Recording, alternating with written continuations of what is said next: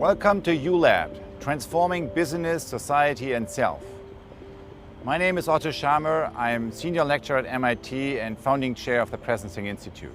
I came here to MIT from Germany some 20 years ago in order to explore how organizations and societies can learn and evolve. And ever since, I have been involved in various projects of innovation, learning and change in business, in government and civil society.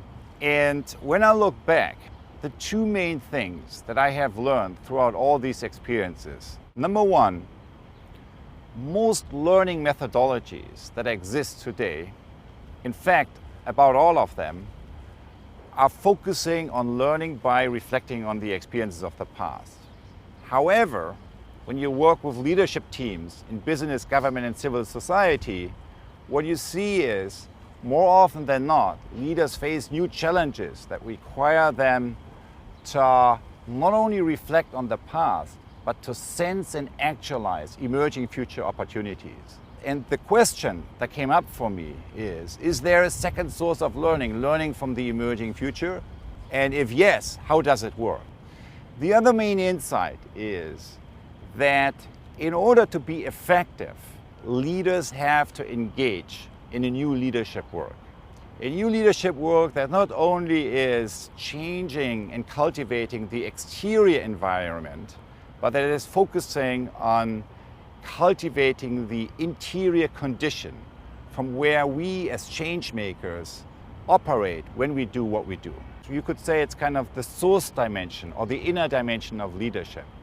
And what resulted from these two insights is a framework that integrates systems thinking, innovation, leadership, and awareness that looks at these larger changes from the viewpoint of an evolving consciousness.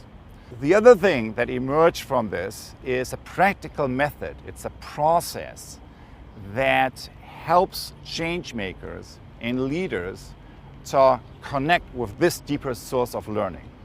And what this lab is about is really to make this process available to you so you can use it in your context as you try to bring about the change that you want to create. The importance of learning from the emerging future is not new. But in practice, given the urgency of today's challenges, it has never been more important as it is today. There are plenty of historical examples that demonstrate what happens when people respond to new situations with old perspectives. The results are often quite destructive. Let's look at a concrete example. In his book, The Sleepwalkers, How Europe Went to War in 1914, historian Christopher Clark argues that the leaders of the time were sleepwalkers, watchful but unseeing, haunted by dreams, yet blind to the reality of the horror they were about to bring into the world. In other words, as World War I approached, leaders didn't consider the consequences that their collective decision-making was bringing into the world. Each was looking at the situation only from the angle of their national interest, not from the impact they were having on the system as a whole. The results of this collective sleepwalking has been quite devastating and shaped the entire rest of the 20th century with World War I, Versailles, World War II, the Cold War, which only ended 75 years later in 1989. Today, exactly 100 years later, we find ourselves at quite a similar moment of choice. In this century, the sleepwalking happens not only in Europe, it happens on a global scale. The question is, in the face of all these challenges, what does it really take to wake up and to create a better future? It takes a journey.